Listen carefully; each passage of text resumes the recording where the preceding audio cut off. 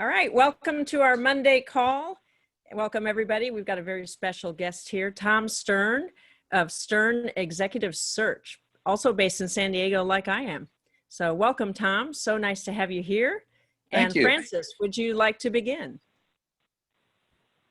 Absolutely. I know Tom for many, many years, and I will tell you, he's one of the most talented men I've ever met on many levels.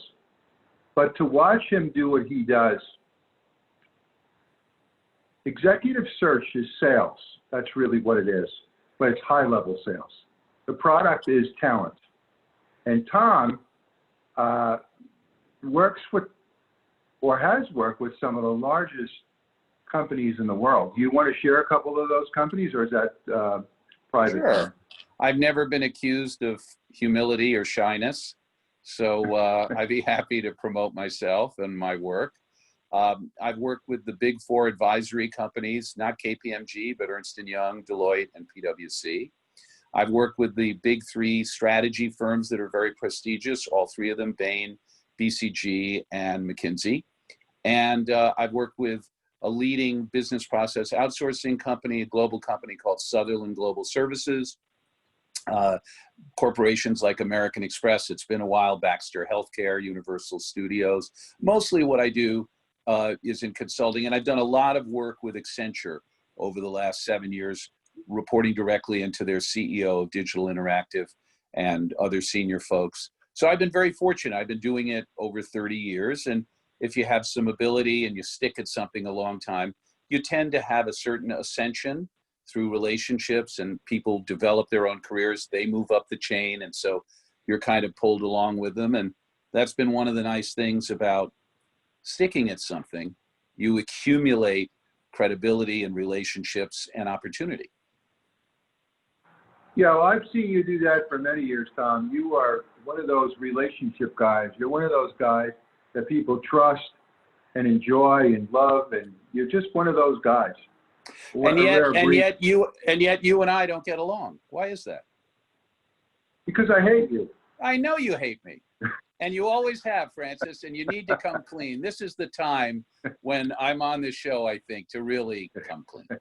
Actually, you're one of the guys that I admire most, and I always have.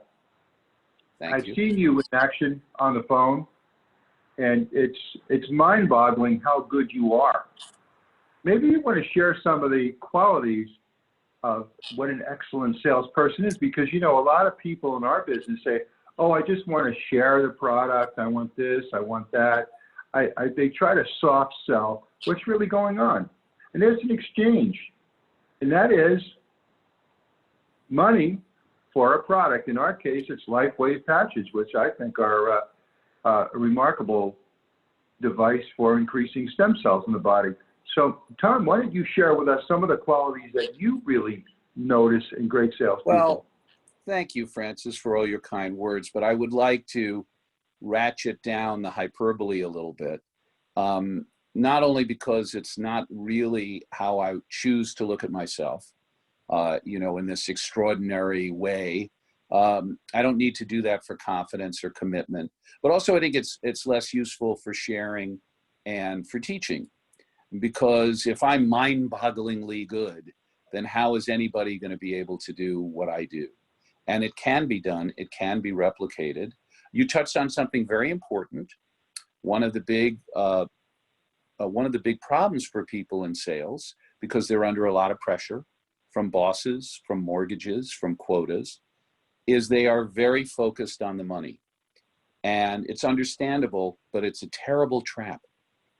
And what happens is when you're focused primarily on money, you become a transactional salesman, and that's what you were describing.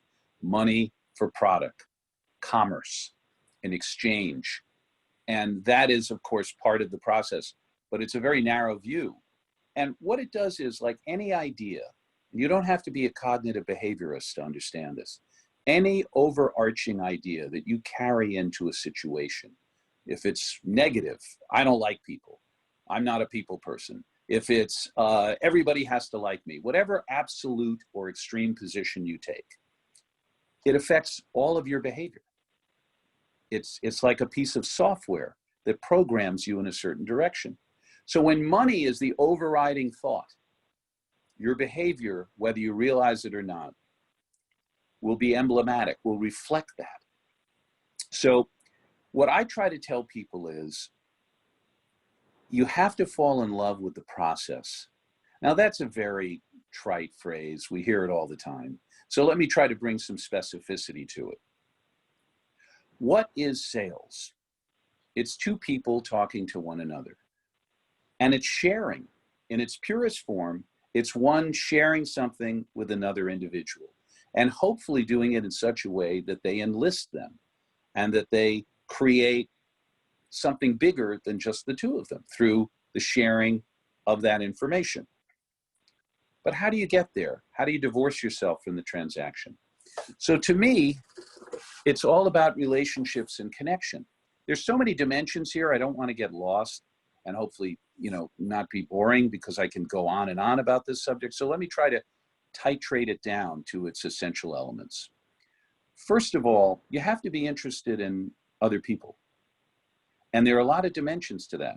We were talking before about I'm Tom Stern, Howard Stern, am I related? People joke about it. What makes Howard Stern such a great interviewer, whether he's your cup of tea or not, is his immense curiosity. He's almost a voyeur. He's certainly a gossip. And, he talks to these people. He just wants to know everything about them.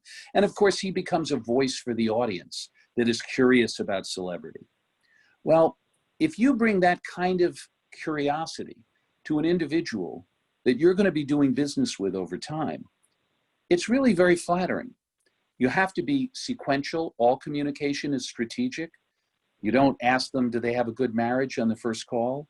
And can you be helpful if there's any bickering? You don't want to mine the challenges of their children. That's something that happens over time. But if the foundational element of communication is interest, curiosity, empathy, compassion, everything flows from that. You have to let go of the money, which is very hard, but you can learn it, and you have to become interested in people. And when you make powerful connections, money will get made, more money than you ever thought possible. I'm glad I didn't set goals when I started my career. They would have been so low. I never thought I could be a 7-figure annual salesperson. And yet for over a quarter century, I've done that. I'm not smarter than a lot of people. As you can see, I'm not better looking than a lot of people. I'm likable sometimes, occasionally irritable, but I developed my curiosity and my fascination with people. And there's so many dimensions to that, Francis, but I hope at least I laid the foundation for my philosophy. I think that's really good information. The first thing is to get interested in people, to really sit and find out what's making them tick. And the other thing is being detached from the outcome, which is an income. To be detached from it. Don't let that be the dominant thought in your mind during the process. I think that's really good. Tom, who were some of your... Wait, I have to, can I interrupt for 1 second just because I came up Sure. with a corny phrase? I'm a frustrated copy guy. The less you worry about outcome, the more you will make income. Thank you very much. Good night. I'm done.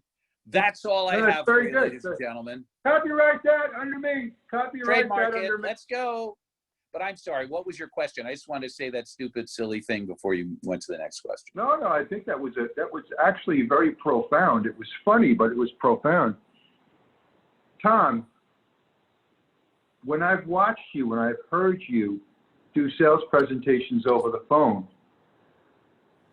watching you was like an eagle flying. It was so natural to you. Your breathing, your peace, your connection with that person on the phone. You're so relaxed about it. Who are some of your mentors, Tom? Well, first, I have to say that, with my receding hairline, I'm assuming it was a bald eagle at this point, but I appreciate the symbol of America. It's very patriotic. It's very powerful. I'm Jewish. we don't necessarily normally are associated with eagles, you know. Eaglestein.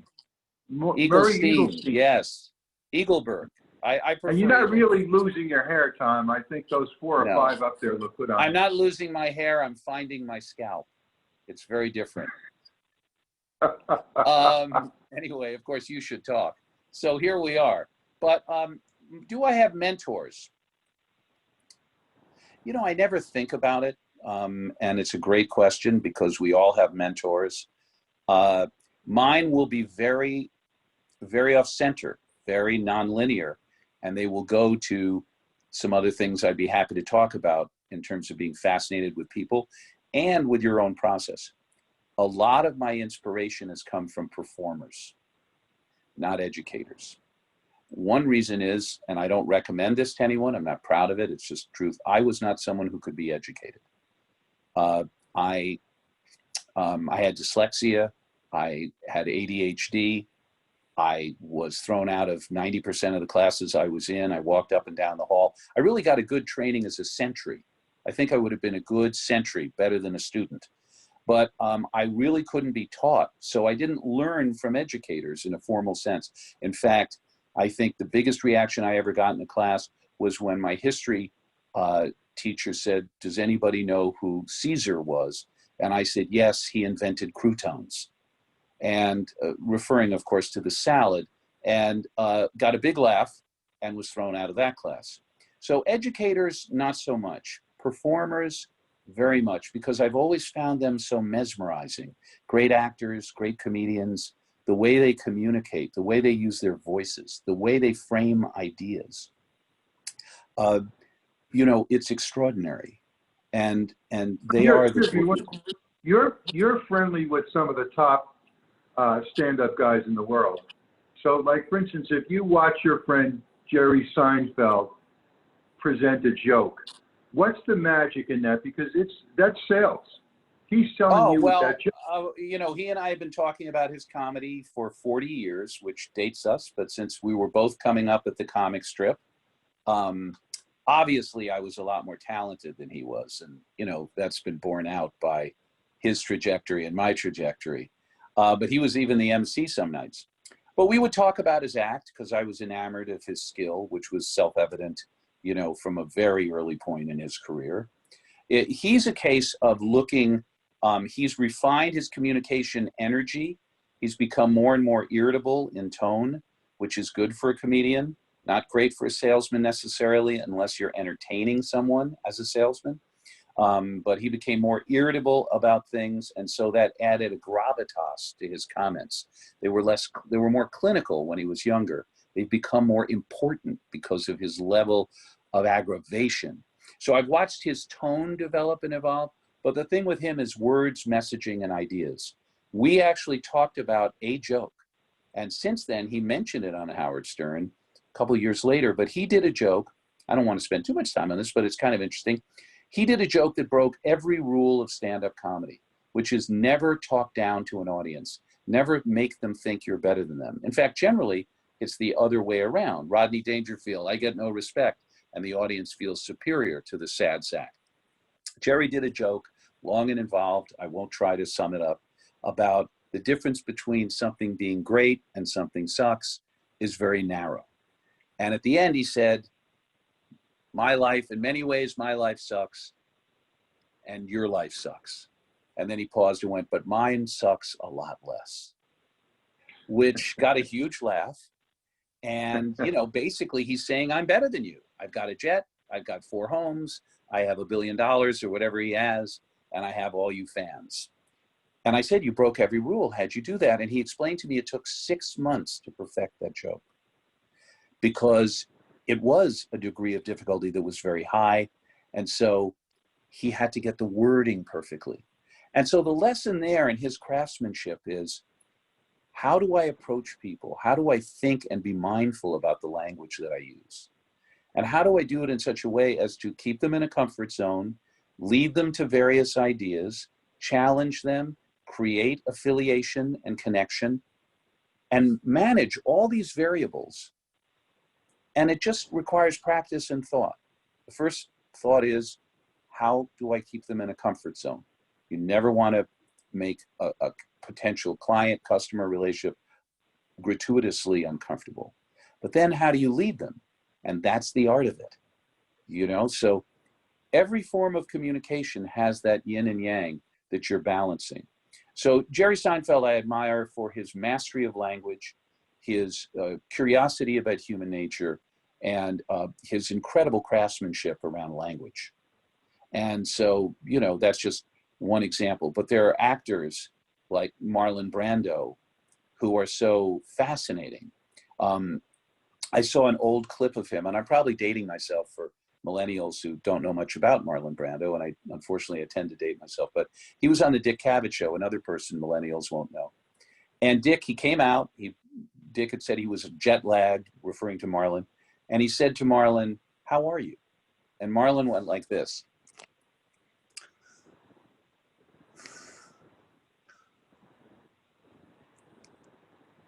"I'm fine."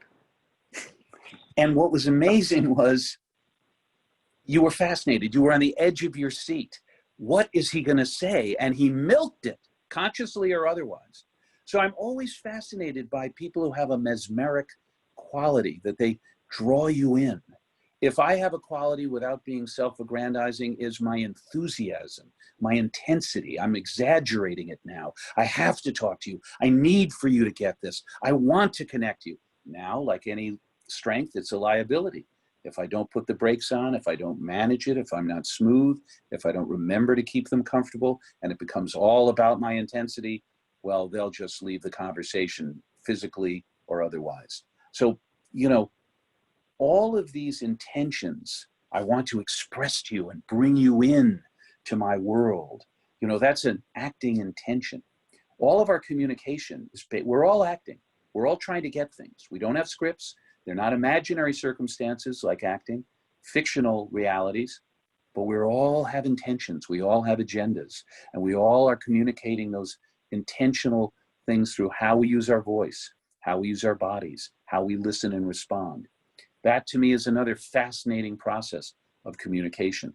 And that's why actors, whether it's a Marlon Brando, a Jerry Seinfeld, a Richard Pryor, a Jack Nicholson, the list goes on, you know, I'm fascinated by how they communicate their ideas and how they enlist other people or reject other people or elevate themselves or sometimes downgrade themselves as characters. And in studying acting, that was a secret sauce that allowed me to communicate in a way that a lot of standard salespeople, as good as they may be, just don't do. My education was the arts. Jazz singing, vocalization, acting, intention, writing my comedy, writing my books, which made me think about words, messaging, sequencing of language. It's all becoming very interested in all of these nuanced forms of communication and understanding that ultimately sales is an art form. And once it becomes an art form, you can do it forever, because it becomes endlessly fascinating and it's sustainable. When it's about money, when you're down, you'll want to quit. And when you're up, after a while, the money it won't juice you. You got to be fascinated with the performance component and the communication component. That is absolutely dead on, articulated so well. I think that people get involved in our business and they're so desperate to succeed, they will do everything and anything and say anything and to try to make that sale, to get people enrolled and involved. And I think that detachment that you're kind of talking about is so important, that you get the message out and then you detach from the outcome. Basically, that's what, I think that's going to be in your new book. Tell us about your new book. Well, I wanted to interject that. My new book is called Fear Less, Sell More. But because I have ADD, I'm already thinking about my next book. So I'd like to, interject that, although I haven't written one page. So I'm being kind of bold and optimistic. But when you were talking about people are so obsessed with, having success, my next book will be entitled Successism, because I feel it's an addiction, just like alcoholism and, Yes. foodaholism and all the isms. And part of the problem with what you're suggesting and what I've learned to do is that we're in a culture that's all about result and all about success and all about how you look and how much you have. So we're being conditioned towards those kinds of outputs. And then we only experience certain inputs. And it's very narrowing. Now, there's some people who've succeeded with that kind of focus, maybe on sheer talent or will, but I wouldn't recommend it. And I think for many people, it's a handicap. So how do we break free from a culture that tells us we have to be a certain definition of success, and that commandeers every self-assessment and every perception by other individuals of who we are and what we've done? And the way is to marvel at the vitality and dimension of living, of human beings, not humans achieving, not humans acquiring. And, there's a roadmap for it. I just fell into it because I couldn't learn in standard education, because my mother, to boost my spirits, encouraged me. Oh, you'd be such a good actor. Oh, you'd be such a good singer. I take a message. She was so complimentary because she knew I was so beaten down. Somebody would call and I'd hand her a message. Ginny called. She'd say, you should be a writer. Oh, that was fantastic. Oh, everything you do. You wave. You should be a mime. There's anything I did, I should be something. But God bless her, because of her encouragement, and I was, pretty down as a kid, I explored acting and singing. And although I never had the talent to become a full-blown successful professional, I dabbled and I had moments of, some success. I couldn't compete with the Seinfelds and the great actors and the big talents. It helped me become very accomplished in sales. Absolutely. Oh, man. To the people that are listening to this Zoom meeting, if you ever had a chance to watch Tom do what he does, he's taken a science, which is called sales, and made it into an art form. And he's like somebody with a canvas in front of him and a brush and all these different colors, and he puts the right colors on at the right time with the right shape. But can I interject something here? Because I feel like you're doing so much complimenting, and of course, I can never get enough. But truthfully, I don't want this to be about my greatness, my hugeness, my majesty, my mastery, my all of this. I don't know if it's always, I don't always feel that way about my work. And more importantly, I don't know how helpful it is. So although I really appreciate that you see these great things in me, let's try to come up with some takeaways for people, things that they can take from it. I bring this up for a reason, because we've had real greatness on these Zoom calls. We had the author of Conquering Life's Stage Fright, who also happens to be the drummer for Pink, who's also a dear friend. And we've had Sheva Carr, which is one of the founders of Heart Math, which is an incredible therapy. 50,000 people all over the world, are therapists. So I really want to kind of extend that fact of what you do and how you do it to inspire in spirit, to encourage people, to uplift people, to say, wow, it's an interesting conversation with Tom Stern. And and Francis, I appreciate it, but let's give them something to take away that is, What would you like if we can. So let me share a technique. Can I share some techniques? Please do. Okay. I know I'm kind of taking over the interview. I'm definitely a control-oriented person. It's probably why I talk so much. Although I like to think I have a lot to share sometimes, but let's be honest, I'm a talker. And I'm taking control, I think, with the best of intention, which is to just say, I want to give people takeaways of things that have worked for me. So here's something that really works. It takes time to gain confidence, and you want to do it incrementally. If you begin to listen to the human voice, And right now I'm dropping my voice because I want you to think of me as an authority. And I also want you to relax and begin to open your mind as I speak to you, because now I'm trying to educate you. Of course, I'm exaggerating a little to make a point, but we each, without realizing it, have a vocal range, and we tend to live in certain segments of that vocal range, just as we have certain intentions that we're more comfortable than others. For instance, I've already expressed that I'm a dominating personality, sometimes to my detriment. And so other intentional communication, which would be vulnerability, submission, enablement, they come less naturally to me. So I have to work on those. And there's a way to work on the range of intentionality with psychokinetic exercises, which were developed by Michael Chekhov, the great actor and cousin of Anton Chekhov, the great writer. And there are other techniques as well. But let's go to this one technique that ties in vocal sensitivity, intentional consciousness, and communication. If you're talking to someone, and I have developed a high degree of acuity here from being on so many phone calls, I don't know how many thousands of hours. And believe it or not, I do listen. You know, it's hard to imagine given this interview, but I actually will listen. So somebody comes on the phone and I'm immediately listening to a couple of things. What's the tone in their voice?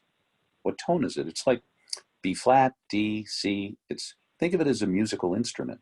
Where are they? What range is it? Are they a bass? Are they a soprano? Etc. And then I'm listening to the pace with which they speak, their breathing patterns. I'm looking for confidence, fear, self-protectiveness, artifice.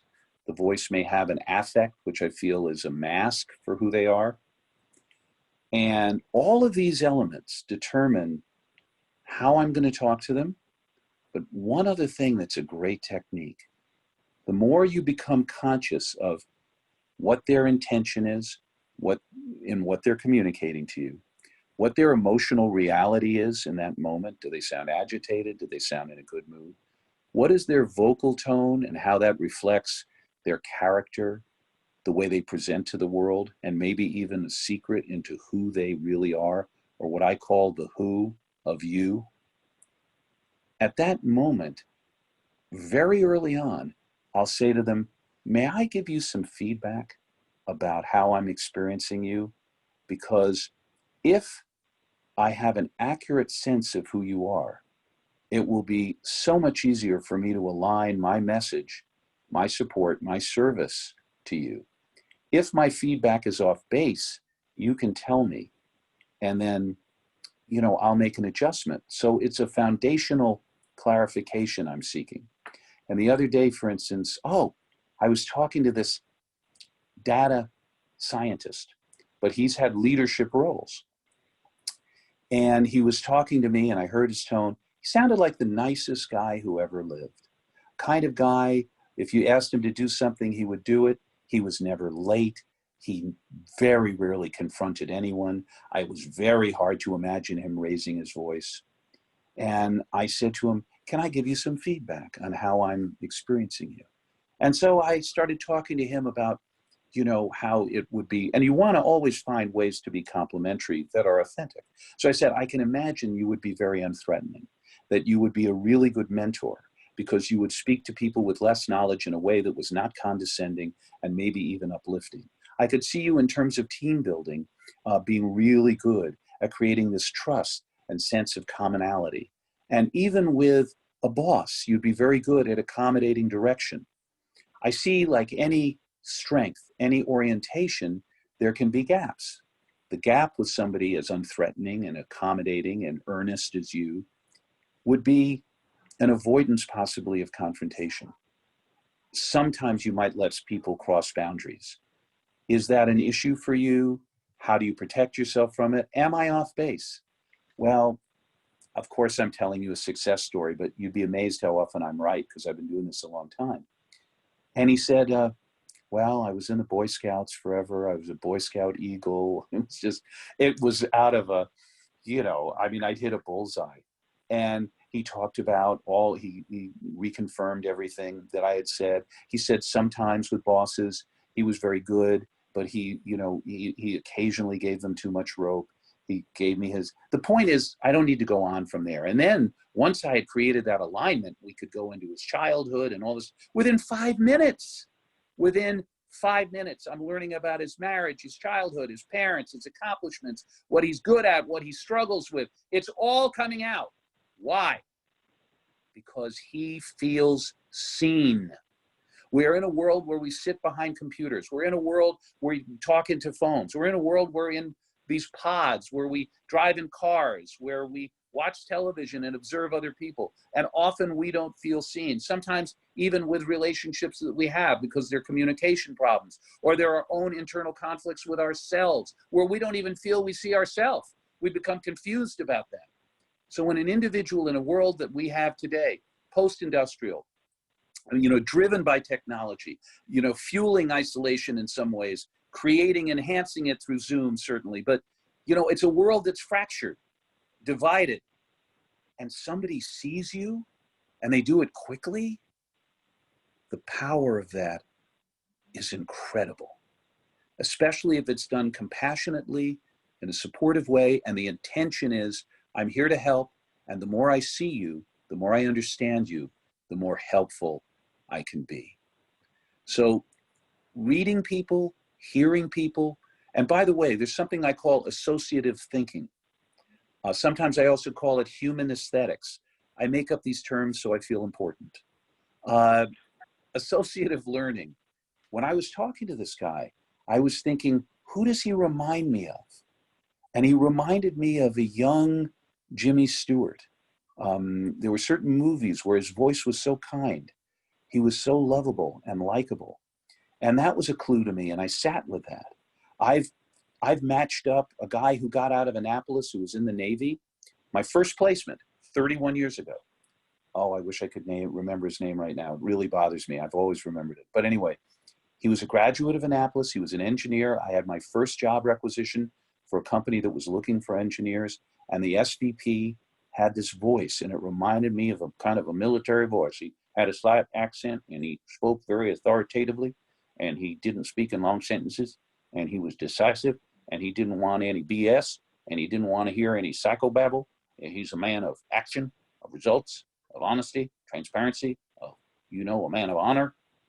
And when I found this guy out of Annapolis, I knew that he would be hired. I knew through associative thinking, through the way this guy had reminded me of Army movies and generals I'd heard speak. And then when I heard the language of dedication and discipline that this candidate had, I had a match. And you start dealing in a sixth dimension of all of these subtle clues. And the joy of it, think about it. You go to a museum, you watch you look at a painting, and you associate and you feel the sun in the canvas. Go to a movie, it reminds you of things, or relationships, it touches you. Think about just meeting people and connecting with them and having it touch your imagination, your associations, your emotions, and then being able to translate that into an interpretation that you share with that individual, and then suddenly they feel empowered. Suddenly they feel seen, and then they want to open up to you. And you have to treat that vulnerability with great care, and you have to never violate it, because it is a gift, and it is a gift that if you have the art of persuasion and you have the right intention, you will get those gifts every day. And that is how you make money. That is how you create success. But this is bigger than that, because every day you can be fed by the glory, fascination, mystery of human experience. And, that's how you do this day in and day out, and how I've been on the phone, how many thousands and thousands of hours, because there's something more than a transaction at stake. Anyway, I'm glad I was able to be brief. Very powerful, Tom. Extremely powerful. Do you think that you'd like to open this up for a few questions now? Would that be okay with you? Only if I can keep talking. If I have to talk less, it's so hard for me. No, didn't you tell me Didn't you tell me that you were the founder of On and On? Yes, On and On, for people who can't stop talking, yes. Well, it was my uncle who I asked him, you know, have I always been a blabbermouth? And he said to me, you know, Tom, the only reason you were born was you talked all the other sperm to death. So his position was, I've been doing this from the absolute origin, genesis of my creation. No, I'm happy to take questions. I will try to get less carried away. Wonderful. Katrina, take it away, please. All right. So if you have a question for Tom, please unmute yourself. In the meantime, I want to thank you, Tom. That was very entertaining. And one of the things that stood out from what you said was how to get over my fear of rejection is, well, just be present to the beauty of the person in front of me. I think that was the reminder for me of what you said. Well, yeah, can I respond to that? I know we Please want to do. get, just very briefly. Yes, I'm hoping that you'll add to that. Thank you for saying that. If it touched you or inspired you in some way, that's wonderful. I often used to wonder about people who walk on a tightrope. I mean, does it get much scarier than that in terms of, you know, physical vulnerability and negative potential consequence, right? And I would bet you, although I've never spoken to any of these folks, they don't spend a lot of time looking down. If you've ever seen a film, they're not looking down. They're in their body. They're experiencing all the different muscle groups. Their brain is calculating with their inner ear the balance and equilibrium, and everything about them is focused on this process. And, you know, the adventure of it, they feel the wind. They're calculating, but they're also experiencing. The best way to deal with fear is to give yourself something else to do and think about. Just as with babies, we go, hey, see the ball, look at the ball. Stop crying, isn't this a pretty ball? And, you know, suddenly that baby, that was my baby impression. I apologize. It's not very refined, but it's kind of stereotypical, really. You know, for all I know, it was apolitical, and I'll get letters about how I defamed babies everywhere. But anyway, what I wanted to say is, I'll tell you a quick story. When I was studying acting, I was scared all the time, and I never felt comfortable or even confident, quite frankly. I always find, but I was lucky. I was given a lot of opportunities with a great director who liked me for some reason. But anyway, I had to do this very big part, and he was a general. He was 60 years old, and I went out on stage, and I did a really good dress rehearsal. And I put on this ridiculous voice. I don't remember. It was something like, in Morocco in 1865, I became somewhat overwhelmed. And I was doing it, and I wasn't afraid when I did the voice. So I said, you know, and I was full of psychobabble in those days. I said, you know, I'm not afraid when I do a voice on stage. And he said, why do you think that is? And I said, well, I think it's a psychological insulation. The audience isn't seeing me. They're not hearing me. So they can't really reject me. I've created a barrier. And he cut me off. He said, first of all, none of that is right. And you still are revealing yourself in acting. Otherwise, it has no value. You're a cartoon. He said, but that's not why it's reducing your fear. It's because when you're doing that voice, you are focused on creating a tone. Your mind is focused on how your glottis, your larynx, and your ear are going into a certain register. You're shaping the words a certain way. You're creating a color. And that requires focus. And when you are focused on a voice, you're not thinking about whether you suck or not. It's the same principle. We have to become engaged. Being engaged is the antidote to anxiety. Nice. Well said. Thank you. All right. I'm sure someone here has a question. There, Siri. Okay, please go ahead. Hi, Siri.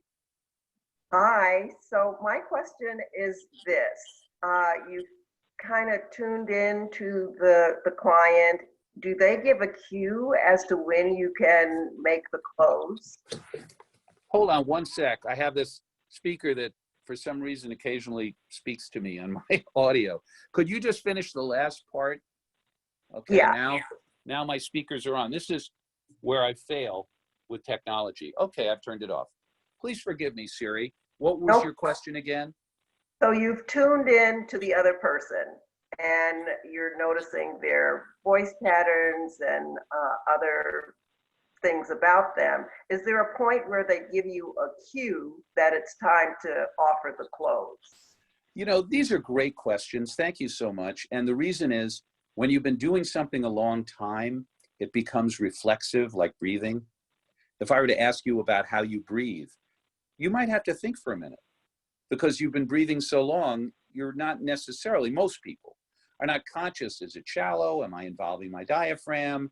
Do I breathe through my nose, my mouth? It's just, we do it all the time. We don't think about it. So I've been doing this particular relationship building alignment technique so long that I don't think about it. But I think there are cues. First of all, there has to be a shared energy. And you can hear that through vocal alignment. If you start aligning your voice with them a little bit, if they've been talking for a while and you feel that there's a fluidity in their speech, you're not hearing anxiety, you're not hearing defensiveness. So some of the cues come from their level of comfort. The only other time I would use this technique is if there was some true disturbance, impediment to this connection. And I might say, I feel like we're not connecting. And then I might talk about the effect I might be having on them or something. But you want to wait for them to relax. And you know, there are as many signals for relaxation as there are signals for disturbance. There are many, and you know, you'd have to listen to individual calls. But a lot of times is the breath seems smooth. The words are not as halting. They've begun to share. They're telling you some things about, and you've done some listening. So they feel that you're not just like a used car salesman who's, you know, jumping right in. Let me tell you about yourself. Or some psychic who's on stage and the person goes, hi, and they go, hi, when you were 7, you hurt your finger, and then your brother, who you really never liked, and now you're actually transgender, but you won't admit it to yourself or anyone else. But, you know, and they go, what? And then they, you know, either become an ardent fan or run shrieking from the auditorium. So, you know, since I don't have that gift or hucksterism, depending on your point of view, I wait for them to talk and share and establish their confidence, their imprint in the call. And I give credibility to the time that I'm listening, because often I actually know within about 15 seconds a lot of things, but that's way too fast for someone. So let them start talking about themselves. Give yourself time to listen and build credibility that you would even have what they will experience as a very instantaneous perspective. And then you'll hear the cues, the ease in their voice, and maybe even if they start to say things you can tell they feel good about, and they're in a space of feeling good. The inverse can be true, but rare if the person on a first call is suddenly divesting themselves of all these feelings to you that are negative. But that rarely happens in a professional setting with other professionals where you're doing business right away. It might happen in a therapy session or with someone you know well who's, you know, venting. But normally people are presenting themselves. They want you to be impressed with them, and you give them some time to feel that they've done that. And then you surprise them with a level of insight that they weren't anticipating. And then that is a positive disruptor. Okay, good. Thank you. You're welcome. Great questions, Jerry. Great questions. Really good. Thank you. All right. Steve, go ahead.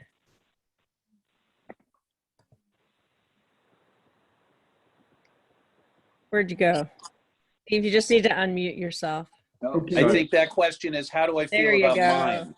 That was the question. Fantastic. Do Hey, I like mimes? Yes. Hey, Steve. Zimmer here, Hey. Breckenridge. Hey, I'm counseled all the time by Francis that I need to shut up. Tom, I have so much in common with you. I've been a blabbermouth all my life, blah, blah, blah. And I just think I'm so cool. And I want everybody else to know it too. And I've got to get out of that. So what are some techniques to get out of your own skin, or in my case, shut up and let the other guy talk. And Francis is always telling me, Steve, you got to learn how to listen. You talk great, but you suck at listening. And he's right. Well, as I would have imagined, that was a very long question. I think this is a bit ironic.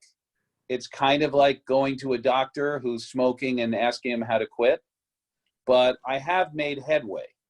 And in a non-interview situation, I have improved my listening skills, but that's a work in progress.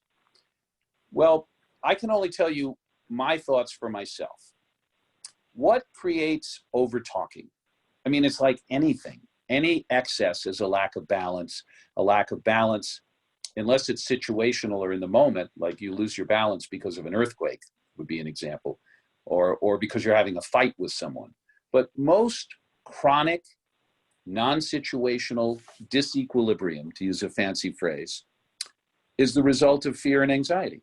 You have habituated fears. So, what are some fears that I would associate with over-talking? Simple. I'm not enough. I've got to keep going because I'm never going to be enough. I have to sometimes, justify my presence. I have to demonstrate my value because the underlying thinking error is I'm not enough. So all of the talking becomes compensation for that. And then you look at a fancy word, etiology, causation, the root. And you have to do some work on that. In my case, and I've done a lot of looking at my narrative and the archetype of my personality and its genesis and birth. And my father was a brilliantly accomplished man, but he was emotionally distant. I was a troubled kid, difficult to control. He was a CEO who controlled everything. I was the ultimate challenge. And although he loved me, his behavior was very rejecting and very critical. And I came to a very tragic conclusion about myself because my father was my whole world and thus became the arbiter of who I was. And my decision, my conclusion was, I'm just not good enough. I tried every different way to get him to actively love me, to be the dad that I needed, and he was not capable. And so I developed this constant performance that was a compulsive attempt to get his attention. And then, of course, the other thing was in my family, my parents didn't tell us anything about themselves. So some of it was just literally structural. You would go to talk to your parents, and they would say, what did you do today? Blah, blah, blah. They would interview you. So you got very practiced at performing and talking all the time.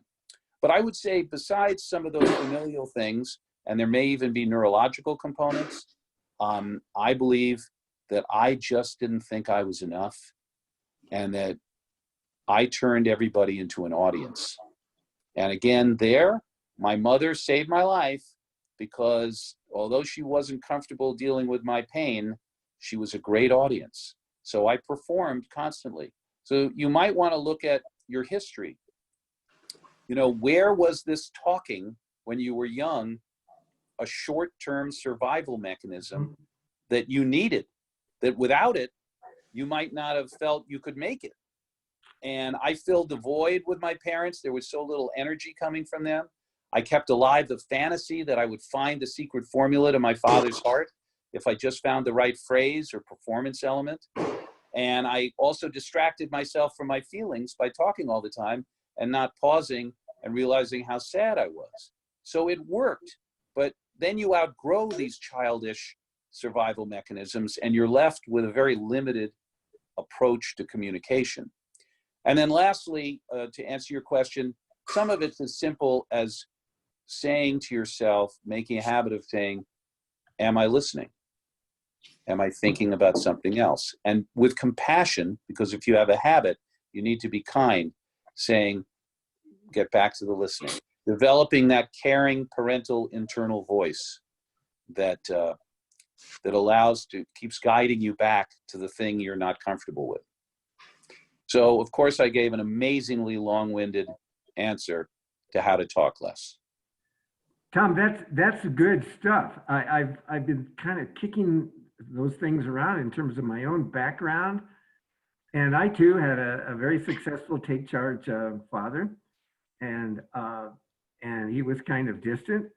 And I thought that if I learned how to be a good communicator with good verbal skills, good vocabulary, that would solve everything. And guess what? It solved nothing. Here's a good example. I've run for public office twice to be the center of attention, of course, and I've gotten beat both times. All right. And it's dawning on me that, oh my God, I wasn't running to be a good public servant, although that's what I always said I was doing. But I was running for office to get the approval from voters that I couldn't get from my father. And I've often wondered if a lot of politicians, including some pretty important people right now, aren't using that same situation, that they're seeking approval from the voters that they didn't get from their own father. Well, just want to say one last thing, since you gave an example. And by the way, besides seeing the other person, another thing I do in sales is I reveal myself. And that makes people comfortable. And often they'll have things in common with me, as was just demonstrated in this last moment. But when you were talking, you had a subtle smile on your face when you said you lost and you were describing it. It was subtle, it faded a little. And that smile tells me that you're in denial about how painful it is and what this addiction to talking has cost you. You're aware of it, but it still kind of has a charge for you. And you're gonna have to get really sick of it and the results it produces before you change. You're not just going to change because you know it's a good thing to do because you're a nice, good guy. It has to stop working for you. So you might want to look at whatever charge, romance, ego boost you're still getting out of it because you're paying a price. Well, Excellent. All right. So Tom, Maybe we have we one more question. Sorry, just one Yeah. quick one. Steve Dipsiner is on the line. Thanks, Steve. Go ahead. Hi, Tom. Hi, Steve. So to try to bring this into the life wave, I want to try to promote X39 stem cell patches. And I'm out at Whole Foods trying to be Francis Parker and talk to somebody in the produce aisle. He's very good at approaching somebody and figuring out their state of mind and trying to get into a conversation with a limited amount of time, get into rapport. Is there one particular technique that you have found? A lot of your work is on the phone, but I'm assuming that you have done work, face-to-face with people. So one particular technique you think to the lay person out there that doesn't have your skill set yet, whether it's telling a joke, whether it's commenting on their shirt or their blouse or their shoes, or just something in the news, to try to get into quick rapport with somebody that you can maybe then transition into a conversation about health and maybe stem cell patches. Is there any one particular thing you find is benign or neutral enough that it would be the most potential of having success with the most amount of people in a limited amount of time?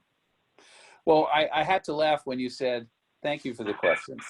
I had to laugh when you said you're going up to someone in the produce aisle, and I imagined somebody, squeezing a melon or something, and you say to them, hey, how about that deficit, huh?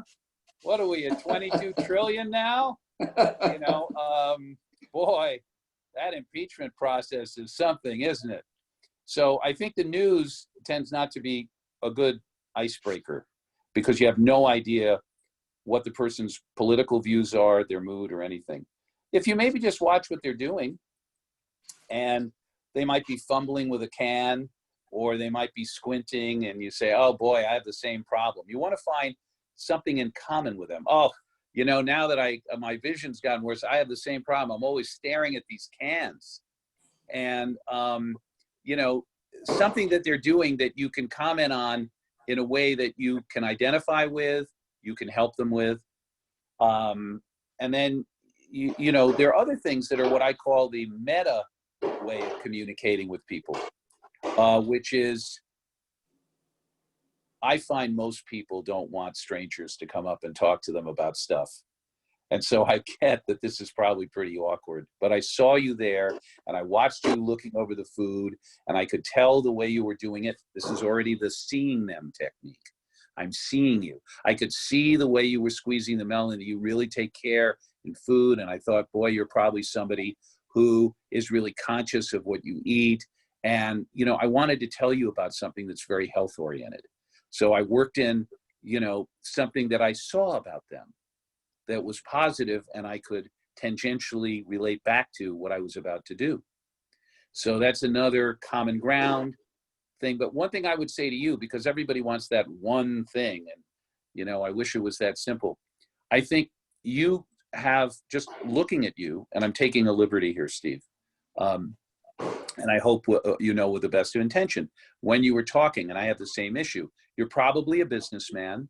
You're very composed, you're articulate, you speak well, it's very obvious. You also have a part of you that when you're conveying information, and I do this too, you're more monotone. And so when we're monotone, it's good to be neutral, but people can see us as less friendly. So there's some situations where being neutral, conveying information is very important with a customer, where you're working with them, they don't want to feel you're pushy or have too big an agenda. What Francis's gift is, he's just really friendly. He, you know, bounces up with a twinkle in his eye. So we can't replicate that with Francis, but what we can do is learn from it and think about, what's that part in me? Who, associative thinking now. Who do I approach where I go, hey, Jim, man, it's been a long time. How do I get some of that energy into going up to somebody? What is the vocal tone? What are the images? How do I feel when I'm a little more extroverted? Because my sense is you're not a natural extrovert. My sense is you have taught yourself to reach out. You probably get along very well with people, and you're smart and you're good at communicating information. But, you know, Francis has an extroverted gift. We can learn from it, and we can implant it, to use your stem cell story. We can implant it in ourselves by finding the areas where it's resonant and where it exists, even if it's to a smaller degree than Francis. And then we water it and that plant grows. So I know you want one answer, but in your case, it's not just a technique. It's looking at how you communicate and the who of you. Thank you. Sure. Very good, Tom. I know Steve for 35 years, and he really is a good salesperson. Steve does not like to take an emotional risk. That's just not who he is. He's not somebody who risks something. He likes to play it safe all the time, which is okay. He's done very well in his life. Like, for instance, yesterday I took a ridiculous risk. I was in Whole Foods, and I was passing by the people filling up their jugs with water, and I screamed, "Hey, be careful, there's water coming out of that." And the husband and wife looked at each other and got hysterical laughing. They said, "That's what we're here for." I said, "Had no idea," and I kept going, and I just heard them laugh. But I don't Right mind now, the only problem with that story is for others, is that it's a really extreme position. And for somebody like Steve, who, let's just take your assessment, is less of a risk taker, and going up to strangers is a risk for him, extreme choices is probably not where he wants to start. He's very personable. No, I was just giving you an example. I was giving you an example of how you No, describe me as a person. Oh, Yeah. I think it's a great example of what works for you. I mean, Yeah. It's terrific. But that's like an advanced class. Steve, you know, going up to strangers, that's new for Steve. He's probably great in an office, very good on the phone. If he's taking someone somewhere, because I know Steve sells real estate, I believe, you know, to look at a home, you know, he'll be great at that. He's very good at it. He's But very good this at is a different kind of sell, and it's a little riskier, and he doesn't have the cloak of his real estate degree and all of that. He's just a person going up to another person, and to sell a medical supplement or, you know, augmentator. So it's a risk. So I don't think he, you know, and I definitely don't think he should talk about impeachment, you know, Ukrainian conflicts, and, you know, Joe Biden's mental acuity. I don't think those are going to That's be good advice. areas. Tom, you have been amazing. And I got to tell you, I'm so grateful to you on many, many levels. I've had such remarkable joy with you, Tom, through the years. You've made me laugh to my deepest guts, and you've been very supportive in many ways. And this is just an example. Being on this call today was just so, so good. So, Tom, I just want to thank you very, very much. And I will promote your book when it comes out. That's very thoughtful. Thank you. Yeah, I think it's going to be a great book, and I think you're a remarkable guy. I'm proud to call you my close dear friend. Oh, well, that's very kind, and I appreciate all the sentiment and positive statements, and I enjoy sharing my experience with people, and if it's helpful, all the better. I want to thank everybody listening, and of course, thank you for inviting me, and I wish you success with your stem cell business and with this podcast, and of course, we'll talk on the phone very soon as buddies. We will. Thank you, Tom. Thank you, Katrina, everybody. Thanks, Tom, very much. I really enjoyed it. Also, when can we expect your book to be out if it's not already? And I how would can we think get it? by the end of the year, unless Okay. I don't self-publish and then I get a publisher, which could happen. I did have a publisher on my first book, and then you never know what their schedule is. But I would Right. think by the end of the year or in the first part of next year. Okay, we'll be looking forward to seeing that when it comes out. Thank Thank you you so very much for today, and we look forward to talking again soon. Appreciate it. Thanks, All right. everybody. Bye. Katrina, John.